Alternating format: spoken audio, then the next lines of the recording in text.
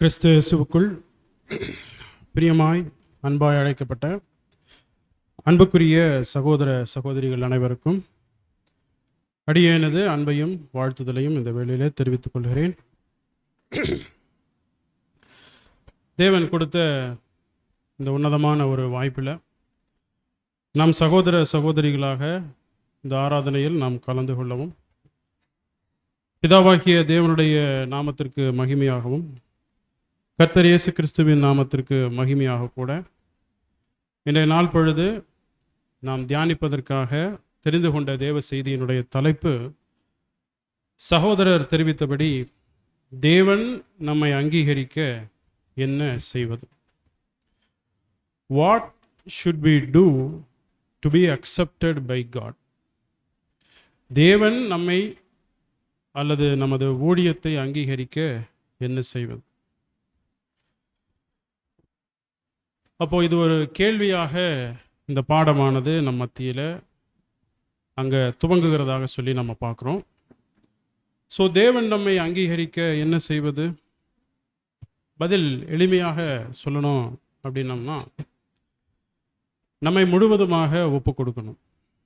தேவனால் அங்கீகரிக்கப்படுவதற்கு நம்மை முழுவதுமாக அங்கே ஒப்பு கொடுக்கணும் என சொல்லி நம்ம அங்கே பார்க்குறோம். ஸோ இந்த பாடத்திற்கு ஒரு ஆதார வசனமாக நம்ம பார்க்கும்போது 2 தீமோத்தேயு 2ஆம் அதிகாரம் 15வது வசனத்தை கூட நம்ம வாசிக்கலாம்.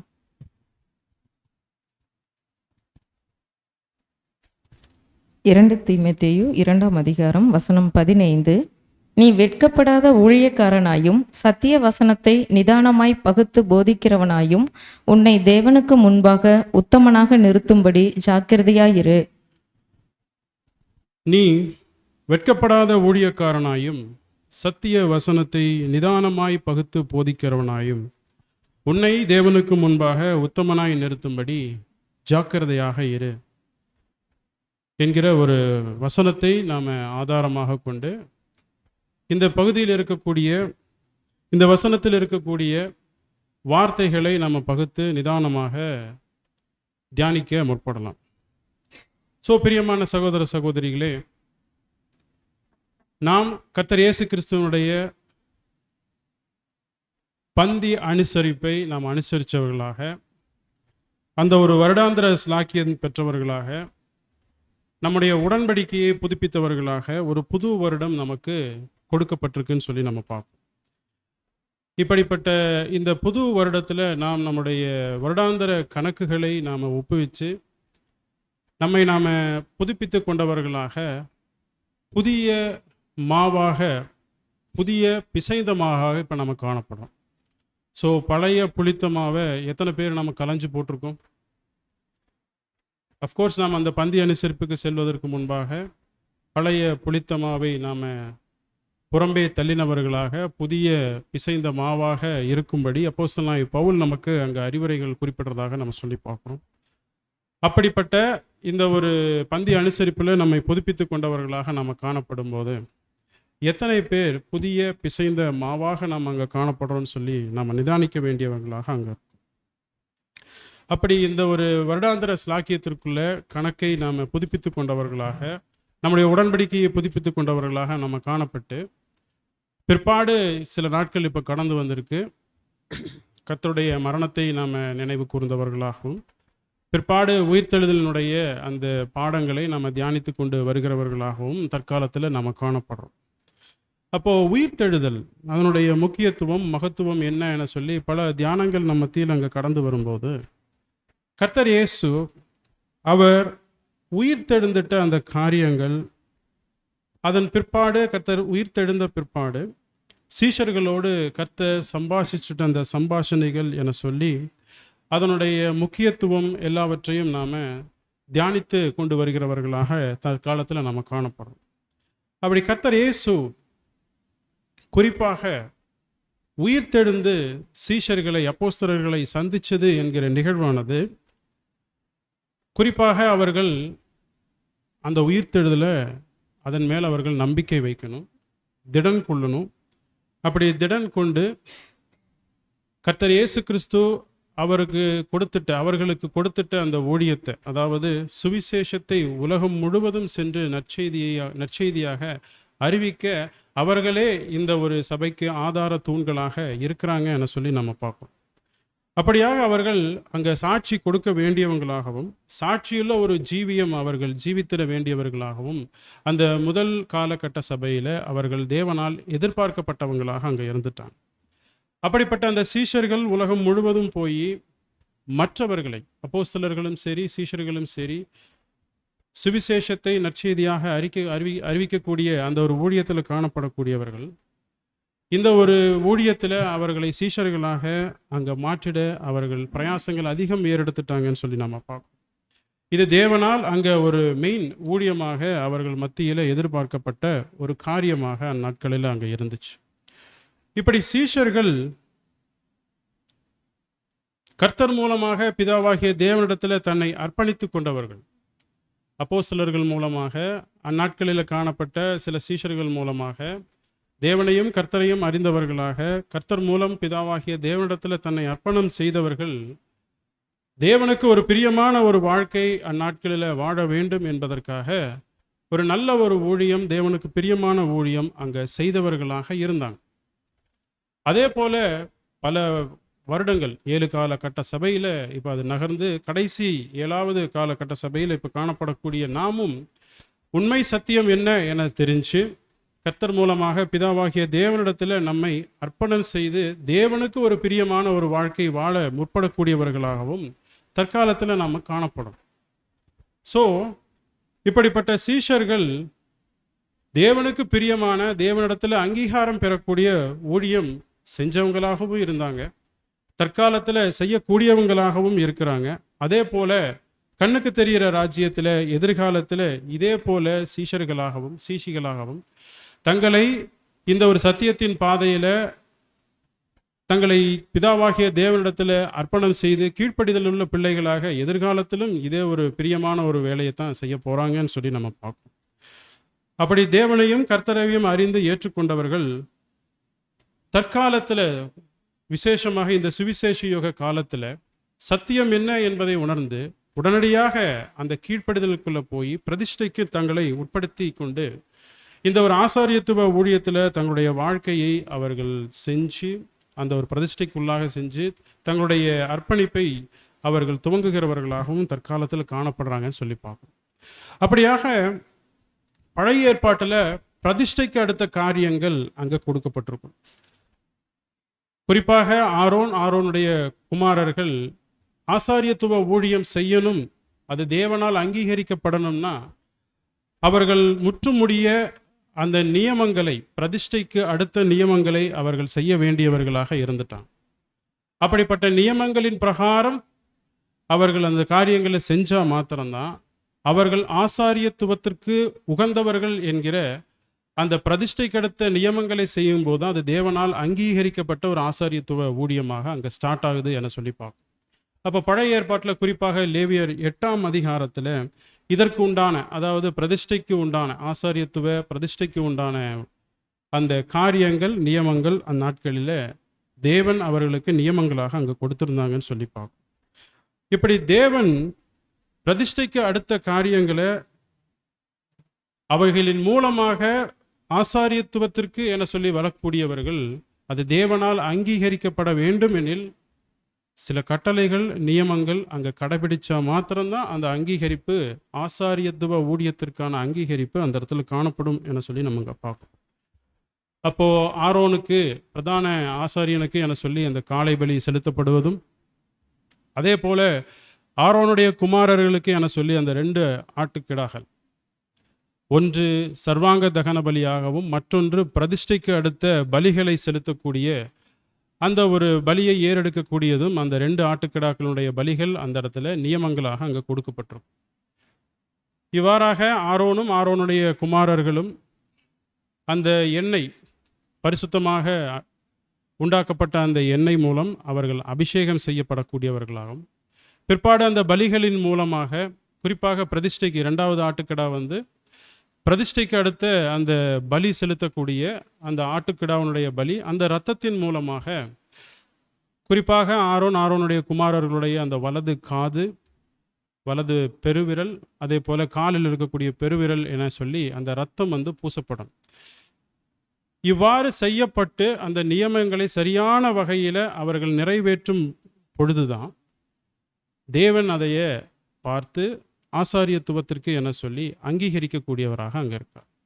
ஸோ இது ஒரு நிழலாக அங்கே பார்க்கப்படுது. அப்போ ஆசாரியர்களாகவும் ராஜாக்களாகவும் ஆகும்படி மெல்கிசேதேக்கின் முறைமையின்படி தற்காலத்தில், குறிப்பாக இந்த சுவிசேஷ யுக காலத்தில் காணப்படக்கூடிய அன்பு சகோதர சகோதரிகளாக உடன்படிக்கையில் காணப்படக்கூடிய நாமும் தேவனால் முற்றுமுடிய முழுவதுமாக அங்கீகரிக்கப்பட வேண்டுமெனில் அவர்கள் எவ்வாறு பாவ நிவாரண பலிகளுக்கு அடுத்த பலி, அதே போல சர்வாங்க தகன பலி, பிரதிஷ்டைக்கு உட்படுத்தப்பட்ட பலி என சொல்லி அங்கே பழைய ஏற்பாட்டில் அந்த நியமங்கள் கொடுக்கப்பட்டு அது தேவனால் அங்கீகரிக்கப்பட்டதோ, அதே போல நாமும் ஆசாரியர்களாக ஆகும்படி நாம் இங்கே அழைக்கப்பட்டிருக்கோம். ஸோ ஊழியக்காரர்களாகவும் ஊழியக்காரிகளாகவும் நாம் காணப்படுகிறோம் என சொல்லும்போது, எப்படி அங்கே நியமங்கள் கொடுத்து அங்கீகரிக்கப்பட்டதோ அதே போல திவ்ய பிரமாணம் நாமும் இப்படிப்பட்ட இந்த ஊழியத்திற்குள்ளே கடந்து வரும் பொழுது நம்முடைய வாழ்க்கை, நம்முடைய ஊழியம் அங்கீகரிக்கப்பட வேண்டுமெனில் திவ்ய பிரமாணம் சில எதிர்பார்ப்புகள் தற்காலத்திலும் அது கடைபிடிக்க வேண்டியவர்களாக, நாம் அவைகளின் பிரகாரம் நம்முடைய வாழ்க்கையை சீரமைத்து கொள்ள வேண்டியவர்களாகவும் அங்கே திவ்ய பிரமாணம் எதிர்பார்க்கப்படுகிறதாக நம்ம சொல்லி பார்க்குறோம். அன்பான சகோதர சகோதரி, அப்போ இந்த சுவிசேஷ யுகத்தில் இப்படிப்பட்ட அந்த நியமங்களை நாம் எவ்வாறு கடைபிடிப்பது? ஸோ எவை மிக முக்கியமான குணலட்சணங்கள் அங்கே தேவன் எதிர்பார்க்கிறார்? எந்த சுபாவங்கள், எந்த மாதிரியான முயற்சிகள், குணலட்சணம் நம்முடைய ஊழியத்தில், நம்முடைய அன்றாட வாழ்க்கையில் அது அங்கீகரிப்புக்கு உட்பட்டதாக அங்கே காணப்படும் என்பதாக இந்த நாளுக்குண்டான அந்த பாடம் அங்கே அமையப்பெறும்னு சொல்லிப்பாங்க. குறிப்பாக இந்த பாடம் ஹெரால்டு மேகசின் 2010, 2015, 2019, 2022 இதில் வெளிவந்திருக்கக்கூடிய மார்ச், ஏப்ரல் பதிவுகளிலிருந்து தேவையான பகுதிகளை எடுத்து இந்த பாடமானது நாம் டிசைன் பண்ணியிருக்கிறோம் என்பதை இந்த நேரத்தில் தாழ்மையாக கூட நம்ம ஏறெடுக்கிறோம். குறிப்பாக இந்த பாடம் பேசுகிற சகோதரனுக்கு மிகவும் பிரயோஜனமாக தேவன் கொடுத்துட்டதால் அதை தாழ்மையோடு கூட சபையார் மத்தியிலையும் கூட நாம் இதை பிரயோஜனம் ஆகும் வகையில் பாடமாக கூட வைக்கிறோம் என்பதை கூட தாழ்மையாக கூட இந்த வேலையில் தெரிவித்துக் கொள்கிறோம். ஸோ நம்முடைய ஆதார வசனம் மீண்டுமாக இந்த நேரத்தில் வாசிக்கலாம். 2 தீமோத்தேயு 2ஆம் அதிகாரம் 15வது வசனம். நீ வெட்கப்படாத ஊழியக்காரனாயும் சத்திய வசனத்தை நிதானமாய் பகுத்து போதிக்கிறவனாயும் உன்னை தேவனுக்கு முன்பாக உத்தமனாக நிறுத்தும்படி ஜாக்கிரதையாயிரு. ஸோ உத்தமனாய் நம்மை தேவனுக்கு முன்பாக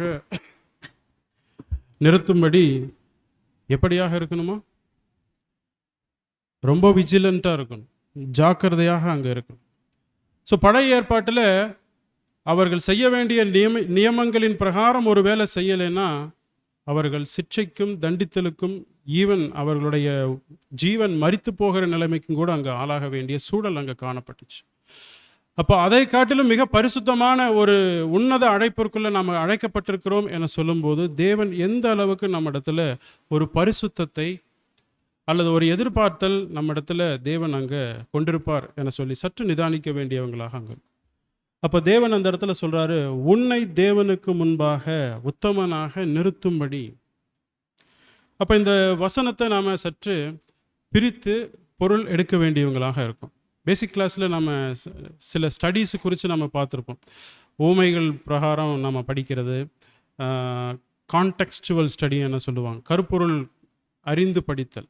அப்போ இந்த வசனத்தை நாம் எப்படி ஆராய இருக்கிறோம்னா பை கான்டெக்ஸ்டுவல் ஸ்டடீஸ், கருப்பொருள் அறிந்து இன்றைய நாள் பொழுது நம்ம அதை தியானமாக மேற்கொள்ள இருக்கிறோம். அப்போ உத்தமனாக தேவனுக்கு முன்பாக நிறுத்த வேண்டும். அப்போ தேவன் நம்மிடத்துல அவர் எதிர்பார்க்கிறது உத்தமம் என சொல்லும்போது பலிகளை செலுத்துகிறோம், நாம் ஊழியம் மேற்கொள்கிறோம், அது நம்முடைய கணக்கில் அது பலிகளாக அங்கே பார்க்கப்படுது என சொல்லும்போது பலிகளை செலுத்துவதற்கு முன்பு தேவன் எதிர்பார்ப்பது என்ன? இப்போ உத்தமனாக தேவனுக்கு முன்பாக நாம் நிற்கணும், அதற்கு ஜாக்கிரதையாக நாம் இருக்கணும்னு சொல்லி இந்த பாடத்தை நாம் ஆரம்பிக்கும் போது, பலி செலுத்துவதற்கு முன்பு தேவன் எதிர்பார்க்கக்கூடியது என்ன? கீழ்ப்படிதல். Thank you brother. அவ்வாறாக ஒருவேளை நாம் அவரை பிரியப்படுத்தும்படிக்கு நம்முடைய மாம்ச சிந்தையில கிரியைகளை நாம் நடப்பிப்பதற்காக சில வேளை நாம் அப்படிப்பட்ட ஒரு முயற்சிகளை நம்ம மேற்கொள்ளலாம். இது செஞ்சால் ஒருவேளை தேவனுக்கு பிரியமாக இருக்கும், நான் இந்த ஒரு செயலை செய்தால் அது தேவனுக்கு பிரியமாக இருக்கும் என சொல்லி நம்முடைய மாம்ச சிந்தையில் நாம் என்ன ஒரு காரியத்தை விரும்புகிறோமோ அதை கிரியையாக நடப்பிப்பதற்கு முன்பு பிதாவாகிய தேவன் அவருடைய சித்தம் என்ன என்பதை முதலாவது நாம் உணர்ந்தவர்களாக நாம் அங்கே காணப்படணும். அப்போ கிரியைகளை நடப்பிப்பதற்கு முன்பாக தேவ சித்தம் அங்கே என்ன இருக்கு, அப்போ அந்த தேவ சித்தம் என்ன, அதை நான் எவ்வாறு உணர்ந்து கொள்வது?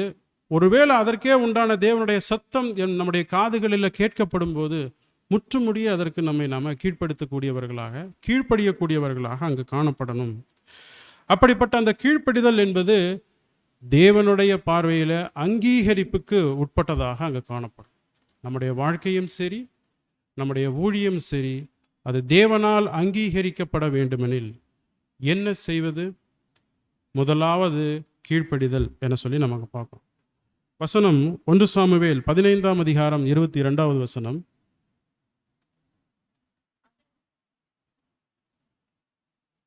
அதற்கு சாமுவேல், கர்த்தருடைய சத்தத்துக்கு கீழ்ப்படுகிறதை பார்க்கிலும் சர்வாங்க தகன பலியிலும் கர்த்தருக்கு பிரியமாய் இருக்குமே. பலியை பார்க்கிலும் கீழ்ப்படிதலும் ஆட்டுக்கடாக்களின் நினத்தை பார்க்கிலும். இந்த வசனத்தில் நம்ம பார்க்கிற பிரகாரம் பிரியமானவர்களே, கர்த்தருடைய சத்தத்திற்கு கீழ்ப்படிதல்களை பார்க்கிலும் சர்வாங்க தகன பலிகளும் சர்வாங்க தகனங்களும் பலிகளும் கர்த்தருக்கு பிரியமாய் இருக்குமோ? பலியை பார்க்கிலும் கீழ்ப்படிதலும் ஆட்டுக்கிடாக்களின் நினத்தை பார்க்கிலும் செவி கொடுத்தலும் உத்தமம். நாம் தேவனுக்கு முன்பாக உத்தமனாய் நிற்க ஜாக்கிரதையாக இரு என சொல்லும்போது, கீழ்ப்படிதல் என்கிற அந்த ஒரு காரியம் முதலாவதாக பிரதானமாக அங்கே வைக்கப்படும் போது பலியை பார்க்கிலும் கீழ்ப்படிதல். நாம் என்னென்ன மாதிரியான முயற்சிகள் செய்வது, என்னென்ன மாதிரியான ஊழியம் செய்வது என சொல்லி என்னதான் நாம் பிரயாசப்பட முற்பட்டுட்டாலும் பலிகளுக்கு முன்பாக தேவன் அங்கே எதிர்பார்க்கக்கூடிய காரியம் என்பது கீழ்ப்படிதல். முதலாவதாக அந்த இடத்துல பார்க்கப்படுகிறது, வசனங்களுக்கு முற்றுமுடிய கீழ்ப்படிய வேண்டியவர்களாக திவ்ய ஏற்பாடு நம்ம இடத்துல அது எதிர்பார்க்கக்கூடியதாக அங்கே இருக்கு. அப்போ இப்படிப்பட்ட வசனங்கள், சத்தியங்கள் நம்ம இடத்துல கடந்து வருகிற போது முற்றுமுடிய அதற்கு கீழ்ப்படிந்து நாம் என்ன செய்கிறோம்? நம்மை முழுவதுமாக தேவனுக்கு கர்த்தர் மூலமாக தத்தம் செய்யக்கூடியவர்களாக அங்கே காணப்படுறோம்னு சொல்லி பார்ப்போம். இவ்வாறு நம்மை முதலாவதாக தத்தம் செய்ய, நம்மை முழுவதுமாக ஒப்பு கொடுக்கக்கூடியவர்களாக, அதற்கு கீழ்ப்படியக்கூடியவர்களாக நம்மை அங்கே மாற்றிக்கொண்டிருக்கிறோம் என சொல்லி நம்ம பார்க்கணும். அப்படியாக முதலாவது தத்தம் செய்தல் நம்ம இடத்துல அது நிறைவேறுகிறதாக இருக்கு. தத்தம் செய்கிறது என சொல்லி அந்த ஒரு மனநிலைக்குள்ள நம்ம வந்த பிற்பாடு பிரதிஷ்டைக்கு நம்மை உட்படுத்த முற்படுறோம். பலியினால் ஆன உடன்படிக்கை மூலம் நம்மை பிதாவாகிய தேவனுக்கு கர்த்தர் மூலம் பிரதிஷ்டைக்கு அடுத்த காரியங்களை நாம செய்யக்கூடியவர்களாக அங்கே காணப்படும் போது அந்த இடத்துலையும் தேவன் நம்மை அங்கீகரிக்கக்கூடியவராக அங்கே இருக்கிறாரு. ஒருவேளை தேவன் அங்கே அங்கீகரிக்கும் போது நம்ம இடத்துல துவங்கக்கூடிய ஒரு காரியம் என்ன என சொல்லும்போது அதுதான் அங்கே ஜெனிப்பித்தல் என்பதாக சொல்லிப்பாங்க. தேவனுடைய அங்கீகாரம் அது ஜெனிப்பித்தல், அது துவங்கக்கூடியதாக அங்கே இருக்கு. அப்போ அந்த சிந்தை ஒரு அர்ப்பணிக்கப்பட்ட சிந்தையாக மாறுது என சொல்லி நம்ம பார்க்கிறோம். இந்த சிந்தை முதலாவதாக அது பயிற்றுவிக்கப்பட வேண்டியதாகவும் அங்கே திவ்ய ஏற்பாடு நம்ம இடத்துல எதிர்பார்க்கக்கூடியதாக அங்கே இருக்கு. அப்போ இந்த சிந்தை என்பது நாம் முதலாவது சத்தியத்தை ஏற்றுக்கொண்டு பிரதிஷ்டைக்கு அடுத்த காரியங்களில் நம்மை தேவனோடு நல்மனசாட்சியின் உடன்படிக்கை செய்து கொண்டு அவர் அங்கீகரிக்கக்கூடியது ஆவியின் அபிஷேகம், அது ஜெனிப்பித்தல் துவங்கக்கூடியதாக இருக்குது என சொல்லும்போது இந்த சிந்தை கிறிஸ்துவ குணலட்சண வளர்ச்சியில மேம்பாடு அடைய வேண்டும். அப்படியாக இந்த சிந்தை என்பது பரலோக ராஜ்யத்தை நாம் சுதந்திரித்துக் கொள்வதற்குண்டான ஒரு ஆதாரமாக, தூணாக அங்க இருக்குது. ஏன்? சிந்தை சகலத்திற்கும் அங்க துவக்கமாக அங்க இருக்கு. இந்த சிந்தை நாம் எவ்வாறு பயிற்றுவிக்கிறோமோ அதற்கே உண்டான பரலோக வாசல் நமக்கு திறந்து காணப்படக்கூடியதாகவும் அங்க இருக்குது என சொல்லி நம்ம பார்ப்போம். ஸோ இப்படி இந்த சிந்தையை சரியான வகையில் நம்ம பயிற்றுவிக்கும் போது பிதாவின் சித்தம் என்ன என சொல்லி அந்த அக்னாலேஜ்மெண்ட் நமக்கு தேவ ஆவியில் கிடைக்கப்பெறுதுன்னு சொல்லி நம்ம பார்ப்போம். அப்படிப்பட்ட பிதாவின் சித்தம் செய்யறதுல நம்ம அதிக துரிதம் எடுக்கக்கூடியவர்களாக, தீவிர முயற்சி, தீவிர பயிற்சி அதில் செய்யக்கூடியவர்களாக இந்த புது சிருஷ்டியின் உயிரோட்டம் அந்த இடத்துல காணப்படுது என சொல்லி நம்ம பார்ப்போம். அப்படிப்பட்ட இந்த பிதாவின் சித்தம் செய்வதில் அந்த உயிரோட்டம் அடைய தீவிர பயிற்சியும் தீவிர முயற்சியும் அந்த இடத்துல புது சிருஷ்டி அதிகம் மேற்கொள்ள ஆரம்பிக்குது. அப்படிப்பட்ட அந்த ஜெனிப்பித்தலில் உயிரோட்டம் காணப்படும் போது இந்த சிந்தை புது சிருஷ்டி அந்த இடத்துல எஜமானாகவும், நம்முடைய மாம்ச சிந்தை அல்லது மாம்சம் என்பதும் வேலைக்காரனாகவும் அந்த இடத்துல செயல்பட முற்படுகிறது என சொல்லி நம்ம பார்ப்போம். ஸோ இப்படிப்பட்ட அந்த முன்னேற்றம் என்பது புது சிருஷ்டியினுடைய சிந்தை, அது நமக்குள்ள ஜெனிப்பித்தலின் மூலம் அது கடந்து உயிரோட்டத்தில் அது காணப்படக்கூடியதாக அங்கே இருக்கு. இப்படிப்பட்ட அந்த உயிரோட்டம் ஒருவருக்குள்ள காணப்படும் போது அவர் தீவிர முயற்சியும் தீவிர பயிற்சியும் எடுக்கக்கூடியவராக அங்கே காணப்படுகிறார் என சொல்லி அங்கே பார்க்கும். அப்போ இந்த சிந்தை பிளேயிங் எ வைட்டல் ரோல் என்பதாக நம்ம சொல்லி பார்க்குறோம். அப்போ இந்த சிந்தை ராஜ்யத்தில் நம்ம பிரவேசிக்க அடிப்படையாக அமைகிறது. ராஜ்யத்தில் பிரவேசிப்பதற்கு இந்த சிந்தை என்னவாக இருக்குன்னா ஒரு ஆதார தூணாக இருக்கு. நாம் எவ்வாறு நியாயம் தீர்க்கப்பட முடியும்? நான் எப்படியாக சிந்திச்சேன், நான் எப்படியாக செயல்பட்டேன்னு சொல்லி தானே நம்ம நியாயம் தீர்க்கப்பட முடியும். அப்போ இந்த சிந்தை என்பது பிளேயிங் எ மேஜர் ரோல் அப்படிங்கிறதாக நம்ம சொல்லி பார்க்குறோம் அன்பானவர்களே. அப்போ இந்த சிந்தையின் அடிப்படையில் தான் பரலோகம் என்பது தீர்மானிக்கப்படுகிறது. அப்போ காரியங்கள் நமக்குள் வளர வளர நாம் சிந்தைகளை என்னவாக பண்றோம்னா விதைகளாக விதைக்கிறோம் என சொல்லி நம்ம பார்க்கணும். ஸோ இந்த சிந்தையில நாம் எவைகளை விதைக்கிறோமோ அவைகளையே நாம் அறுவடை செய்யக்கூடியவர்களாக அங்கே இருக்கிறோம். அப்போ நல்ல நிலமாக இந்த சிந்தை காணப்படும் போது நல்லவைகளை நாம் பயிரிட்டு நல்ல கனிகளை நாம் அறுவடை செய்ய முடியும்.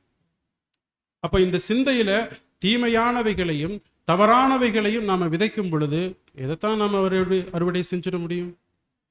தவறான காரியங்களையும் தீய குணலட்சணங்களையுமே நாம் அறுவடையாக, தீய கனிகளையே நம்மளை அறுவடை செய்யக்கூடியவர்களாகவும் நம்ம மாறிடுவோம் என சொல்லி நம்ம பார்ப்போம். அப்ப சிந்தை முதலாக சரியான வகையில் அது பயிற்றுவிக்கப்பட வேண்டும் என்பதாக சொல்லிப்பார். அப்போஸ்தலனாகிய பவுல் இதை குறித்து அருமையான ஒரு விளக்கம், நாம் எதை குறித்து அதிகமாக சிந்திக்க வேண்டும் என சொல்லி அங்கு குறிப்பிடுறார். வாசிக்கலாம். பிலிப்பியர் 4ஆம் அதிகாரம் 8வது வசனம்.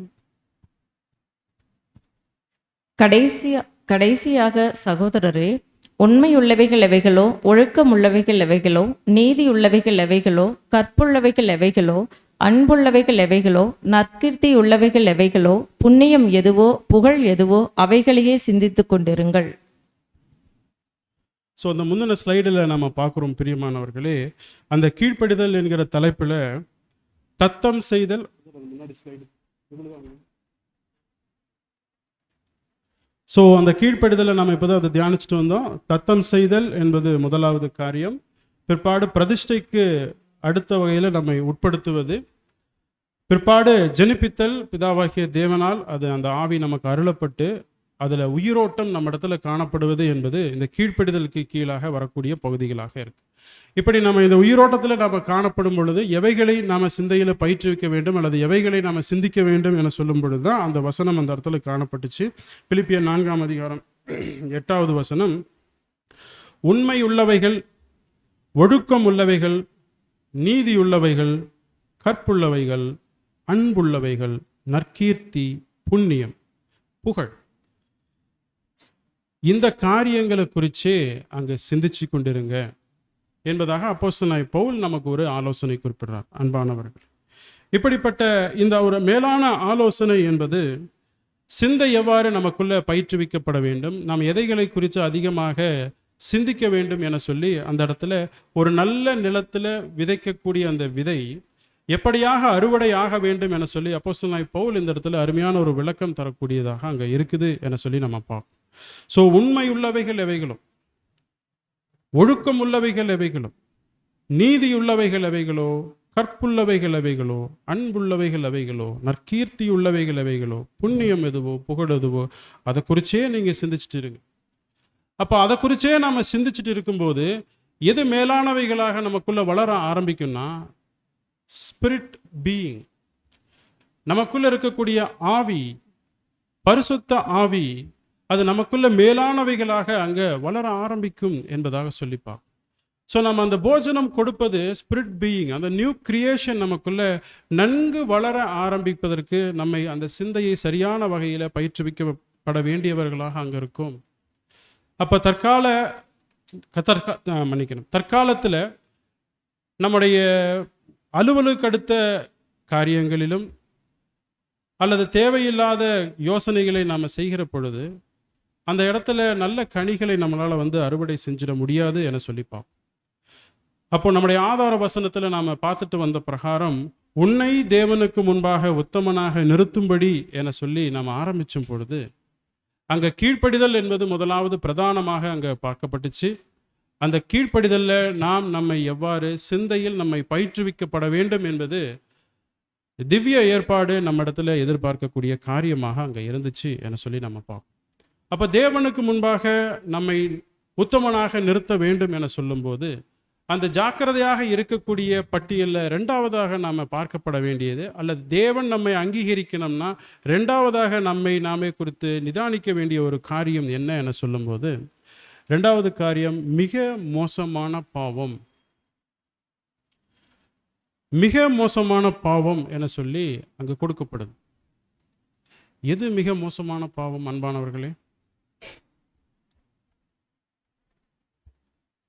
இதை குறித்து நம்முடைய வேதாகமத்தில் அநேக பட்டியல்கள் பழைய ஏற்பாட்டு காலத்திலும் சரி புதிய ஏற்பாட்டு காலத்தில் குறிப்பாக அப்போஸ்தலனாகிய பவுல் மூலம் அநேக காரியங்கள் பட்டியலாக அங்கே கொடுக்கப்பட்டிருக்கும் என சொல்லி பார்க்கும். கர்த்தர் இயேசு கிறிஸ்து ஒரு இடத்துல குறிப்பிடுவார், நீ இச்சையாக ஒரு காரியத்தை நீ பார்க்கும்போது அது நீ தவறாக நீ அதை செய்கிறாய் என அவர் குறிப்பிட்டிருப்பார். ஸோ இப்படிப்பட்ட காரியங்களில் பாவங்கள் பல காணப்படுகிறது. அதாவது சொல்லிட்டோம்னா விசாலமான வழி ஓப்பன் ஆயிடுச்சு. விசாலமான வழியில் என்ன நடக்குது? அநேக பாவங்கள், அதனுடைய பட்டியல் கூட நம்ம பார்க்கலாம், வாசிக்கலாம். நீதிமொழிகள்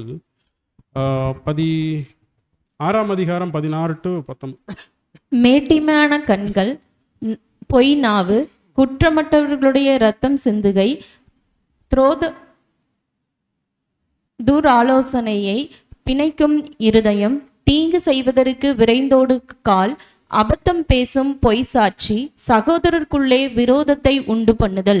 ஸோ குற்றமற்றவருடைய ரத்தம் சிந்தும் கை, துராலோசனை பிணைக்கும் இருதயம், தீங்கு செய்வதற்கு விரைந்தோடும் கால், அபத்தம் பேசும் பொய் சாட்சி, சகோதரர்களுக்குள்ளே விரோதத்தை உண்டு பண்ணுதல்.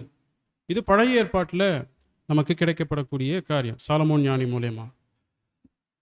அப்போஸ்தலனாகிய பவுல் வேதத்தில் தேறினவர் அங்கே குறிப்பிடுறார். ரோமர் 1ஆம் அதிகாரம் 29 முதல் 31 முடிய இது ஒரு பெரிய பட்டியலாக அங்கே இருக்கு பாருங்க. சகல அநியாயத்தினாலும் வேசித்தனத்தினாலும் துரோகத்திலும் பொருளாசையிலும் குரோதத்திலும் நிறையப்பட்டு பொறாமையினாலும் கொலையினாலும் வாக்குவாதத்தினாலும் வஞ்சகத்தினாலும் வன்மத்தினாலும் என சொல்லி பெரிய லிஸ்ட் அங்கே இருக்கு.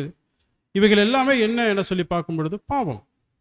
அதே மாதிரி இன்னொரு வசனம் கூட வாசிக்கலாம். 1 கொரிந்தியர் 6ஆம் அதிகாரம் 9-10. இதை வாசிங்க. அநியாயக்காரர் தேவனுடைய ராஜ்யத்தை சுதந்தரிப்பதில்லை என்று அறியீர்களா? வஞ்சிக்கப்படாதிருங்கள். வேசி மார்க்கத்தாரும் விக்கிரக ஆராதனைக்காரரும் விபச்சாரக்காரரும் சுய புணர்ச்சிக்காரரும் ஆண் புணர்ச்சிக்காரரும் திருடரும் பொருளாசைக்காரரும் வெறியரும் உதாசீனரும் கொள்ளைக்காரரும் தேவனுடைய ராஜ்யத்தை சுதந்தரிப்பதில்லை. ஸோ நாம் இந்த அழைப்புக்குள்ள முக்கியமாக வந்ததுக்கு காரணமே என்னன்னா, தேவனுடைய ராஜ்யத்தை சுதந்திரிக்க வேண்டியவர்களாக இருக்கும். ராஜாக்களாகவும் ஆசாரியர்களாகவும் நாம் ஆகணும்னா நமக்கே உண்டான பலவிதமான தாக்குதல்கள் அந்த இடத்துல காணப்படும். அதில் பிரதானமானவைகளுடைய பட்டியல் அந்த இடத்துல காணப்படுது. நம்முடைய மாம்சம், உலகம், எதிராளியானவன் நிமித்தம் நாம் வழுவி விலகக்கூடியவர்களாக போவோம். அவைகளுடைய பட்டியல் தான் அப்போஸ்தலனாகிய பவுல் மூலம் கொடுக்கப்படுது. இவைகளை ஒருவேளை நீங்கள் செஞ்சிட்டீங்கன்னா தேவனுடைய ராஜ்யத்தை சுதந்தரிப்பது இல்லை. ஸோ ரொம்ப ஜாக்கிரதையாக தேவனுக்கு முன்பாக உத்தமனாக இருக்கணும் என சொல்லி திவ்ய ஏற்பாடு நம்ம இடத்துல எதிர்பார்க்கிறது என சொல்லும்போது சின்ன சின்ன விஷயங்கள் பெரிய வேலை அந்த இடத்துல செஞ்சிருது என சொல்லி நம்ம பார்ப்போம். பிரியமானவர்களே, இப்படி பல வகைகளில் இந்த சூழ்நிலைகள் நம்ம இடத்துல கடந்து வருகிற பொழுது சில விஷயங்களுக்கு நாம் அடிமைப்பட்டவர்களாக காணப்பட்டு போயிடணும்னு சொல்லி பார்க்கணும். ஏன் என்னால் சில காரியங்களை, சில இப்படிப்பட்ட மீறுதல்களை என்னால் மேற்கொள்ள முடியல என சொல்லி நமக்குள்ள மனக்குமுறல் செய்வோம். சில விஷயங்களை நம்ம ஷேர் பண்ணுறோம் நமக்கு அருமையானவர்களிடத்துல, ஆனால் பல விஷயங்களை நம்ம ஷேர் பண்ண முடியறதில்லை. காரணம் என்ன? என்னால் இந்த காரியத்தை மேற்கொள்ள முடியல. ஒருவேளை நான் இதை ஷேர் பண்ணிட்டேன்னா ஒருவேளை அவர் என்னை தப்பாக நினச்சிக்குவாங்களோ என சொல்லி நாம் பல காரியங்களை நம்ம மூடி மறைக்கக்கூடியவர்களாக, மனக்குமுறல் அதன் மூலமாக நாம் மனக்குமுறல் அடையக்கூடியவர்களாக அங்கே இருக்கிறோன்னு சொல்லி பார்க்கணும். இருப்பினும் பட்டியல் ரொம்ப பெருசாக இருக்குது. அப்போது பெரிய பாவங்கள் என சொல்லி இந்த லிஸ்ட் இருக்குதுன்னா நம்முடைய தலைப்பு மிக மோசமான பாவம். எது மிக மோசமான பாவமாக இருக்கும்? ஏதாவது ப்ரெடிக்ட் பண்ண முடியுதுங்களா பிரியமானவர்களே? கொஞ்சம் ஒரு இன்ட்ராக்ஷன் இருந்தால் கொஞ்சம் நல்லா இருக்கும். எது மிக மோசமான பாவம்? எதை நம்ம குறிப்பிடலாம்? ஏதாவது குறிப்பிட முடியுதுங்களா? ஸோ நம்ம ஒரு சின்ன க்ளூ தரோம், சரிங்களா?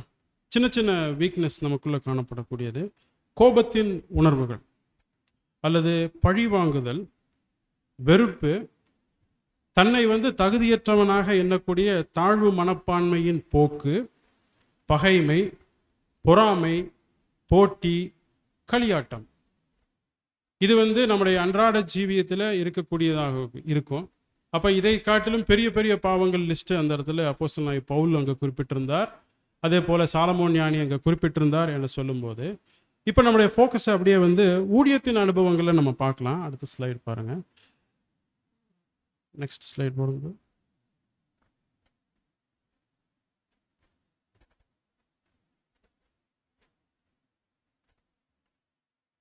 ஊழியத்தின் அனுபவங்களில் பார்க்கும் அப்படின்னு ஒரு ஸ்லைடு.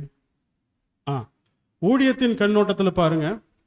ஊழியத்தை சாதாரணமாக எண்ணுதல், ஊழியத்தை சாதாரணமாக எண்ணுதல். நெக்ஸ்ட், ஊழியத்தை அசட்டையாய் செய்தல். நெக்ஸ்ட், மனுஷர்களை பிரியப்படுத்தக்கூடிய ஊழியம், தன்னை முன்னிலைப்படுத்தக்கூடிய ஊழியம். இதெல்லாம் கூட மோசமான பாவமா? என்ன பிரதர் சொல்றீங்க? ஸோ ஊழியத்தின் அந்த கண்ணோட்டத்தில் பார்க்கும் பொழுது இது மோசமான பாவமா? எப்படி அதை நம்ம புரிஞ்சுக்கிறது? ஸோ தேவன் அவருக்கு பிரியமில்லாத, அவருக்கு விருப்பம் இல்லாத ஒரு காரியம் மனுஷர்கள் மத்தியில் செய்யப்படுதுன்னா அது என்ன? தேவன் விரும்பாத, பிரியமில்லாத ஒரு காரியம் அது இந்த பூமியில், அதுவும் குறிப்பாக அர்ப்பணிப்பின் ஜீவியத்தில் காணப்படக்கூடியவர்கள் செய்யக்கூடியது என்பது அது என்னவாக அது பாவிக்கப்படக்கூடும்? பாவம். ஸோ தேவனுக்கு பிரியமில்லாத, தேவன் விரும்பாத ஒரு காரியம் நம்ம இடத்துல அது நடைபெற்றுட்டா அது என்னவாக அது சொல்லப்படுது என சொல்லும்போது, அன்பானவர்களே, அது பாவமாக அங்கே பார்க்கப்படுது என சொல்லும்போது, மிக மோசமான பாவம் எது? எது மிக மோசமான பாவம்னு சொல்லலாம்? ஏதாவது ப்ரெடிக்ட் பண்ண முடியுதுங்களா? கொஞ்சம் கோஆப்ரேட் பண்ண நல்லா இருக்கும்னு நம்ம நினைக்கிறோம். எது மோசமான பாவம்? தேவனுக்கு பிரியமில்லாத எல்லாமே தான், அந்த லிஸ்ட்டில் இருக்கக்கூடியது எல்லாமே தேவனுக்கு பிரியமில்லாத காரியம்தான். நமக்குள் அல்லது என்னுள் எது மிக மோசமான பாவம் என சொல்லி தேவன் அங்கே எது சொல்றார்? ஸோ பாடம் கொடுத்துட்ட அந்த சகோதரர் குறிப்பிடக்கூடியது பாருங்க. எவைகளில் நான் எளிதில் வீழ்த்தப்படுகிறேனோ அதுவே எனக்கானவைகளில் மிக மிக கொடிதான பாவம். எந்த ஒரு காரியம் என்னால் அல்லது என்னால் வந்து இந்த காரியத்தை மேற்கொள்ளவே முடியல, இதுதான் பிரதர் எனக்கு ரொம்ப வீக்காக இருக்குது அப்படின்னு வந்து நம்ம எதை சொல்கிறோமோ அதுதான் நமக்குள்ள மிக மிக கொடிதான பாவம். அது சிலருக்கு கோபமாக இருக்கலாம், சிலருக்கு பொறாமையாக இருக்கலாம். அது அவங்கவுங்களுடைய மனசாட்சிக்கு அடுத்த காரியமாக இருக்கு. அப்போது இதை இன்னும் எளிமையாக புரிஞ்சுக்கணும் என சொல்லும் பொழுது பாருங்க, எல்லாவற்றிலும் நம்ம வந்து எப்படியாக காணப்படுவோம்னா, நல்ல பழக்கம், நல்ல குணலட்சணங்கள், நல்ல ஆவியின் கனிகளை நாம் பிரதிபலிக்கக்கூடியவர்களாக நாம் காணப்படுவோம். பட் நம்மளுக்கே தெரியாமல் என்ன பண்ணிடுவோம்னா, சில நேரங்களில் மற்றவர்களை இழிவாக பேசக்கூடிய அல்லது அவதூறு பேசக்கூடிய அல்லது தரக்குறைவாக பேசக்கூடிய ஒரு பழக்கம் அல்லது ஒரு சுபாவம் நிறைந்தவர்களாக நம்ம காணப்படலாம். அது நமக்கே தெரியாமல் இருக்கும். அப்போ நமக்கே தெரியாம ஒருவேளை நம்ம நிதானிச்சு பார்க்கும்போது, எஸ், நான் நல்ல ஒரு குணலட்சணத்தில் தேவ ஆவியில் நிரம்ப பெற்றவனாக நல்ல ஆவியின் கனிகளை காமிக்கிறேன் என சொல்லி அங்கே இருந்துட்டாலும் நமக்கே தெரியாம சில நேரங்களில் தரக்குறைவாக மற்றவர்களை பேசுவதும், அவதூறு பேசுவதும், மரியாதை இல்லாமல் பேசுவது என சொல்லி மற்றவரை இழிவாக பேசக்கூடிய பழக்கம் அது நம்மிடத்திலே இல்லாமல் இருக்கலாம்.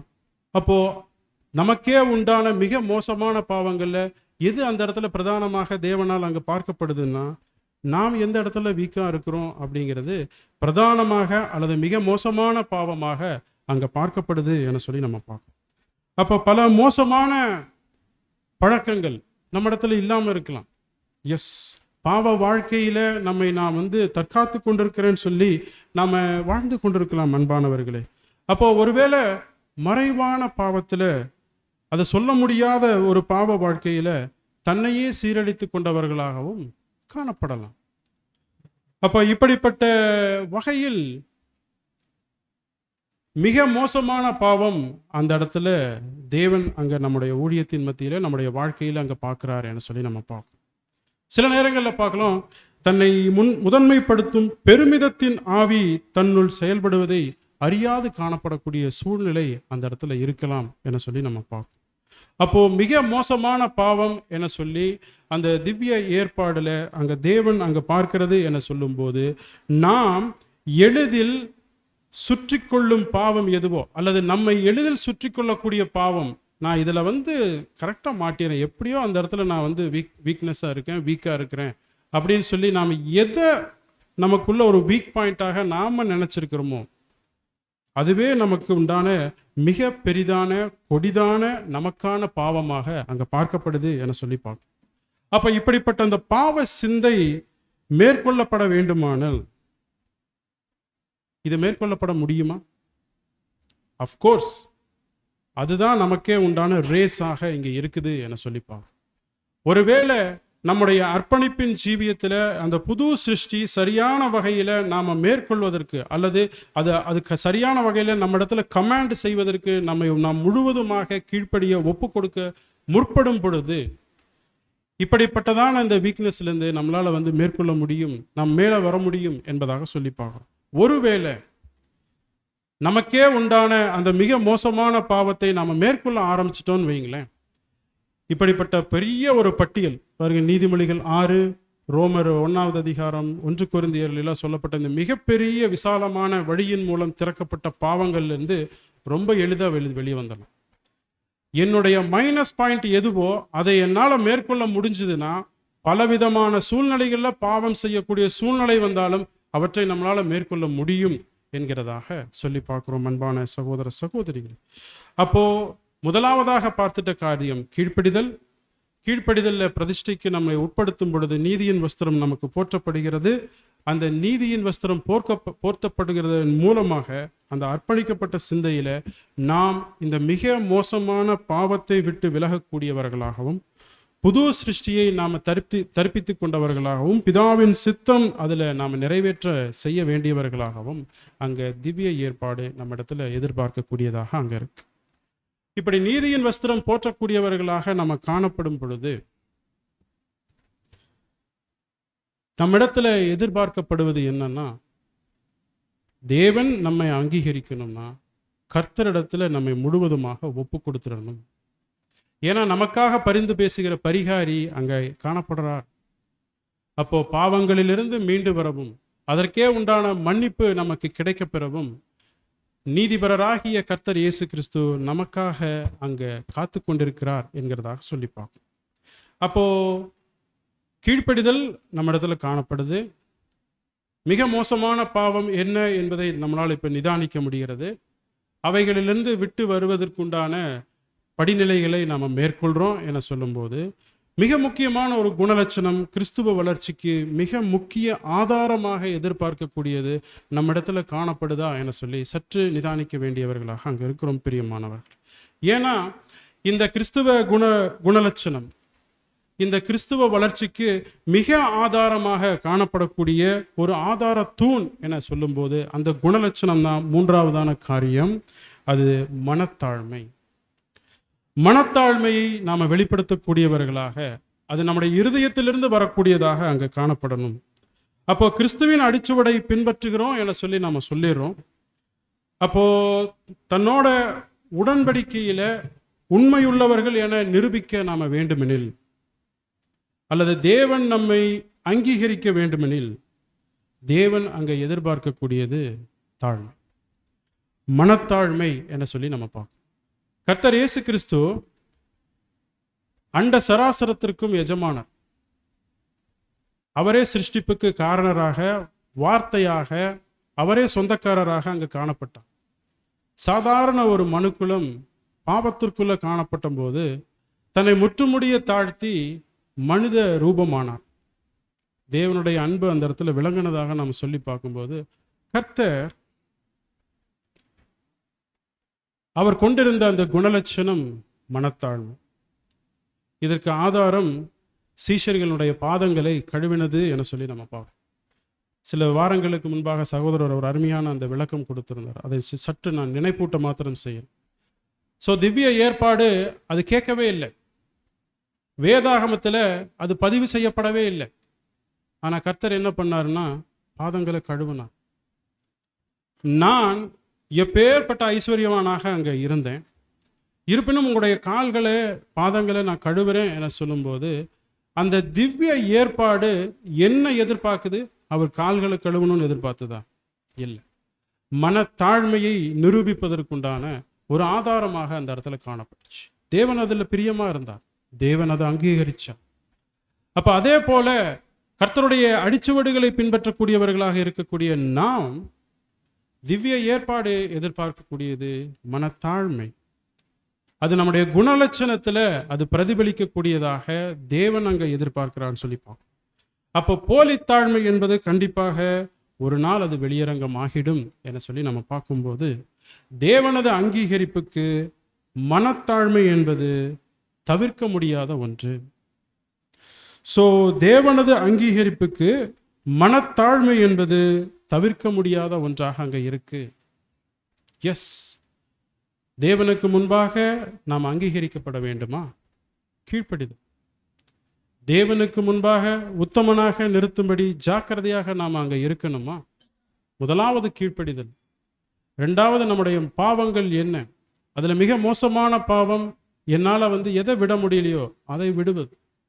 மூன்றாவது இருதயபூர்வமான அந்த மனத்தாழ்மை என்கிறதாக சொல்லி பார்க்குறோம். அன்பான சகோதர சகோதரி, அப்போ தேவன் மனத்தாழ்மைக்கு கிருபை அளிக்கக்கூடியவராக இருக்கிறார், அவற்றுக்கு ஒரு அங்கீகாரம் கொடுக்கக்கூடியவராக இருக்கிறார் என சொல்லும்போது, எதிர்மறையான காரியம்தான் என்ன என சொல்லும்போது அது பெருமை. 1 பேதுரு 5ஆம் அதிகாரம் 5 மற்றும் 6 வசனங்களை நாம் வாசிக்கலாம். அந்தப்படி இளைஞரே, மூப்பருக்கு கீழ்ப்படியுங்கள். நீங்கள் எல்லோரும் ஒருவருக்கொருவர் கீழ்ப்படிந்து மனத்தாழ்மையை அணிந்து கொள்ளுங்கள்.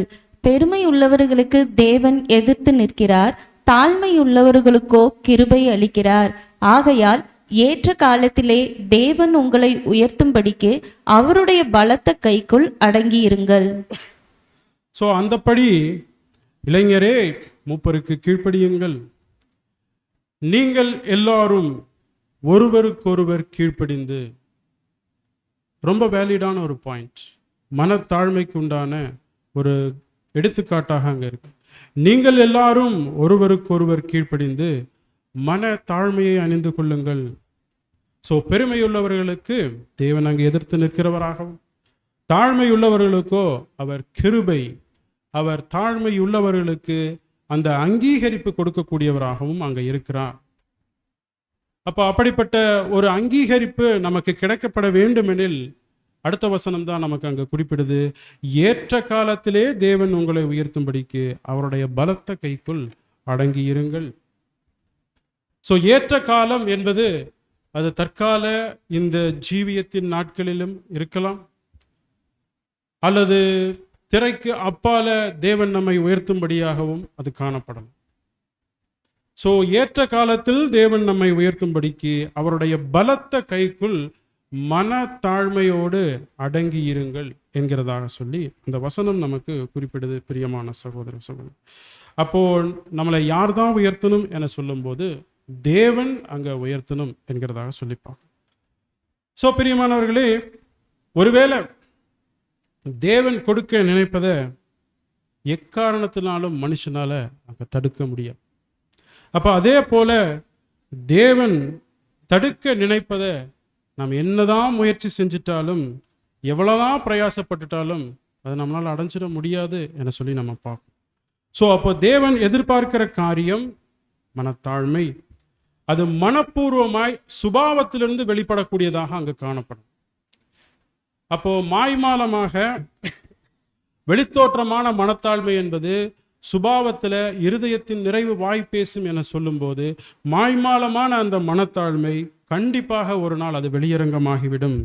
அப்போ வெளித்தோற்றமான மனத்தாழ்மை என்பது ஹிப்போக்ரசி, அது மாய்மாலத்தை உண்டு பண்ணக்கூடியதாக அங்கே காணப்படும் என்பதாக சொல்லிப்பாங்க. அப்போ அப்போஸ்தலனாகிய பவுல் சரியான ஒரு விளக்கம் அல்லது சரியான ஒரு நடத்தை நம்மிடத்துல எப்படி காணப்பட வேண்டும் சொல்லி ஒரு படிப்பினை பிலிப்பியருக்கு எழுதின நிருபத்தில் அங்கே குறிப்பிடுறான்னு சொல்லி பார்க்கும் பொழுது, பிலிப்பியர் 2ஆம் அதிகாரம் முதல் 2 வசனங்களை நம்ம வாசிக்கலாம். ஆதலால் கிறிஸ்துவுக்குள் யாதொரு ஆறுதலும், அன்பினாலே யாதொரு தேறுதலும், ஆவியின் யாதொரு ஐக்கியமும், யாதொரு உருக்கமான பட்சமும் இரக்கங்களும் உண்டானால், நீங்கள் ஏக சிந்தையும் ஏக அன்பும் உள்ளவர்களாயிருந்து இசைந்த ஆத்துமாக்களாய் ஒன்றையே சிந்தித்து என் சந்தோஷத்தை நிறைவாக்குங்கள். ஆகையால் கிறிஸ்துவுக்குள் யாதொரு ஆறுதலும், அன்பிலே யாதொரு தேறுதலும், ஆவியில் யாதொரு ஐக்கியமும், யாதொரு உருக்கமான பட்சமும் இரக்கங்களும் உண்டானால். ஸோ ஹைலைட் பண்ண வேண்டிய வார்த்தை உண்டானால். அப்போ உண்டானால் என்கிற வார்த்தையை அங்கே நம்ம கவனிக்கணும். அப்போ உண்டானால்னா என்ன சொல்ல வர்றாருன்னா, இவைகளை நீங்கள் செய்யணும்னா, எவைகளை செய்யணும்னா, கிறிஸ்துவுக்குள் யாதொரு ஆறுதலும், அன்பினாலே யாதொரு தேறுதலும், ஆறுதலின் ஊழியம் செய்யணுமா, தேறுதலின் ஊழியம் செய்யணுமா, யாதொரு ஐக்கியம் நீங்கள் சரியாக வச்சுக்கணுமா, உருக்கமான பட்சமும் இரக்கமும் இவைகள்லாம் நீங்கள் செய்யணும்னா உண்டானால். கவனிக்க வேண்டிய காரியம், சில விஷயங்களை நாம் செய்யணும் அல்லது சில விஷயங்களை நாம் பின்பற்ற வேண்டும் என்கிறதாக சொல்லிப்பாங்க. என்ன அது, என்ன அந்த காரியம்? 2வது வசனம் தான் அதற்குண்டான பதிலாக அங்கே பார்க்கப்படுது. நீங்கள் ஏக சிந்தையும் ஏக அன்புள்ளவர்களுமாய் இறைந்து இசைந்த ஆத்துமாக்களாய் ஒன்றையே சிந்தித்து. ஸோ ஏக சிந்தை ஏக அன்புள்ளவர்களாய் இருந்து. பிரியமான சகோதர சகோதரிகளே, இது உண்மையிலுமே நம்ம இடத்துல காணப்படுதா? அந்த ஒன்னஸ், ஏக சிந்தை, ஏக அன்பு. ஸோ பிரியமான சகோதர சகோதரிகளே, நம்மளுடைய டெய்லி ரொட்டீன் லைஃப்பை சற்று நம்ம இப்போ நிதானித்து பார்க்கலாம். ஒவ்வொருவரும் தங்களுடைய டெய்லி ரொட்டீன் லைஃப்பை சற்று நிதானித்து பார்க்கலாம். இந்த ஏக சிந்தை ஏக அன்பு என்பது நமக்குள்ள சரியான ரீதியில் செயல்படுகிறதா, இல்லது ஏதாவது சில பட்சபாதம், அந்த பார்ஷியாலிட்டி அந்த இடத்துல காணப்படுதா? சற்று நம்முடைய டெய்லி ரொட்டீன் லைஃப்பை சற்று நிதானிக்க வேண்டியவங்களாக அங்கே இருக்கும். பாருங்க, நம்மால பிறரை மன்னிக்க முடியுதா? குறிப்பாக அர்ப்பணிப்பின் ஜீவியத்தில் காணப்படக்கூடியவர்கள் நம்மளால பிறரை மன்னிக்க முடியுதா? அப்போ பிறரது பலவீனங்களை நாம் ஏற்றுக்கொள்ளக்கூடியவர்களாகவும், பிறரது பலவீனங்களில் வரக்கூடிய சில அசௌகரியங்களின் நிமித்தம் அதையும் தாண்டி நம்மளால முழுமையான அன்பு நம்மளால செலுத்த முடியுதா? ஜஸ்ட் கொஞ்சம் நம்மளுடைய டெய்லி ரொட்டீன் லைஃப்ல அப்படியே நம்மளை பொருத்தி பார்க்கலாமே. பாருங்க, பிறருடைய பலவீனம் என்னன்னு எனக்கு தெரியுது. அப்போ அந்த பலவீனத்தின் மத்தியிலும் சுட்டி காட்ட வேண்டியது நம்முடைய கடமையாக இருந்துட்டாலும் அன்பு மாறிடக்கூடாது இல்லைங்களா?